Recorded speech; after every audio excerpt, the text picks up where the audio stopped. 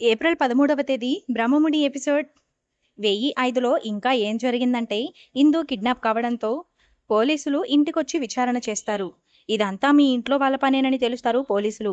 ఇందు మేడకి powers వస్తున్నాయని మీ family మెంబర్స్కి తప్పించి ఎవరికీ తెలియదు.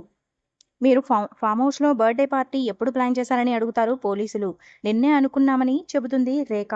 మీరు డిసైడ్ అయితే 24 గంటలు కూడా గడవలేదు. అలాంటప్పుడు ఆ కిడ్నాపర్లు అంత పక్కాగా కిడ్నాప్ ఎలా చేశారు అని పోలీసులు ప్రశ్నిస్తారు. ఆ మాటలతో ఐశ్వర్య టెన్షన్ పడుతుంది. ఇందు కిడ్నాప్ అయిన విషయం పబ్లిక్గా అనౌన్స్ చేయాలి. అన్ని న్యూస్ ఛానల్స్లోనూ న్యూస్గా రావాలని చెబుతారు పోలీసులు. అయితే వెంటనే అలా చేయమని అపర్ణ అడుగుతుంది. మీరు పోలీస్ స్టేషన్కి వచ్చి కంప్లైంట్ ఇస్తే ఇన్వెస్టిగేషన్ స్టార్ట్ చేస్తామని చెబుతారు పోలీసులు. కానీ దానికి రేఖ ఒప్పుకోదు. కంప్లైంట్ ఇవ్వడానికి నీకేంటి ప్రాబ్లం? ఇందు తిరిగి రావడం నాకు ముఖ్యమని చెబుతుంది అపర్ణ. ఇలాంటి విషయాలు పబ్లిక్ అయితే కంపెనీలో చాలా ఇష్యూస్ వస్తాయి. షేర్స్ పడిపోయే ప్రమాదం ఉంది. నా కోసం సీక్రెట్గా వెతకమని చెబుతుంది రేఖ. పోలీసులు సరేనని చెబుతారు. కంపెనీ గురించి ఆలోచించి నా మనవరాలిని రిస్క్లో పెడతావా అని ప్రశ్నిస్తుంది అపర్ణ. నీ మాటల్ని బట్టి చూస్తుంటే నాకు అనుమానంగా ఉంది. నీ గురించి అందరికీ తెలిసిపోతుందని, నీకు ఆస్తి రాదని ఇలా చేస్తున్నావా అని ప్రశ్నిస్తుంది అపర్ణ. ఎంతలో ఉండాలో అక్కడి వరకు ఉండమని వార్నింగ్ ఇస్తుంది రేఖ. ఇందు గురించి ఏమైనా తెలిసిందా అని సుభాష్ అడగ్గా పోలీస్ కంప్లైంట్ ఇవ్వకుండా దొంగని పట్టుకున్నట్లుగా సీక్రెట్గా వెతకమని చెప్పిందని అంటుంది అపర్ణ.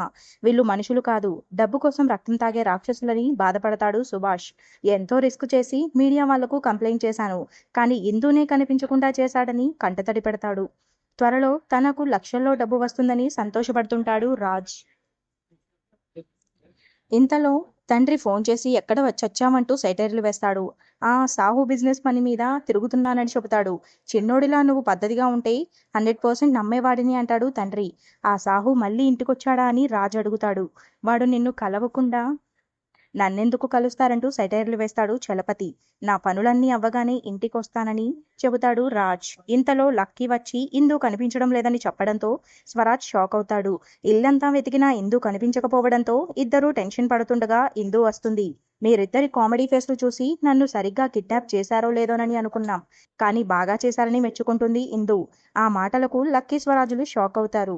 మీరే కిడ్నాప్ చేశారు కానీ ప్లాన్ నాదే అంటుంది ఇందు. తనకి చిప్ దొబ్బిందా ఏంటి, తను కిడ్నాప్ చేయమని చెప్పడం ఏంటి అనుకుంటారు లక్కీ స్వరాజ్.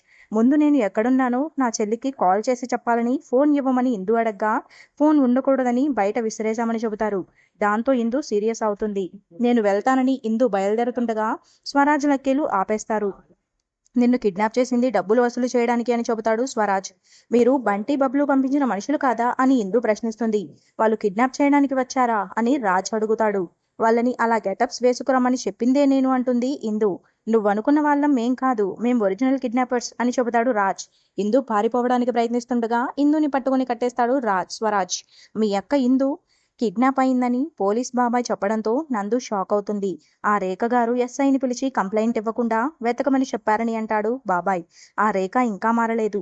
తన స్వార్థం తను చూసుకుంటుంది. అక్కని నేను వెతికి తీసుకొస్తానని చెబుతుంది నందు.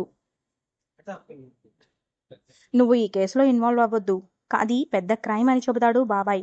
నాకు బదులుగా నువ్వు వెతకమని చెబుతుంది నందు. అక్క చుట్టూ అంతా శత్రువులే, కానీ ఇప్పుడు అక్కని వదిలేయనని అంటుంది.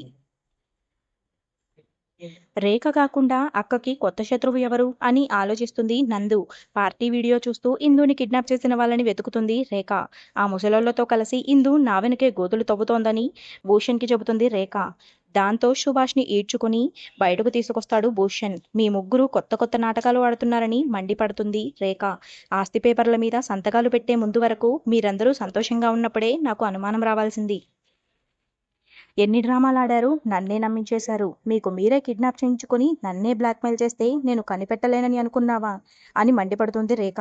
మీకు మామూలు తెలివితేటలు లేవు. మా వెనుక పిల్లుల్లా తిరుగుతూ మాకే టోపీ పెట్టాలని చూస్తారా అంటూ భ్రమరాంబ ఫైర్ అవుతుంది. మీకు చేత కాకపోతే నేనే వెళ్ళి పోలీస్ స్టేషన్లో కంప్లైంట్ ఇస్తాను. అవసరమైతే మీడియా ముందుకు కూడా వెళ్తానని చెబుతుంది అపర్ణ. వీళ్ళ డ్రామాలకి నేనే ఫుల్ స్టాప్ పెడతానని చెబుతుంది రేఖ. ఇంతలో నందు ఎంట్రీ ఇస్తుంది. ఇంతటితో ఎపిసోడ్ ముగుస్తుంది.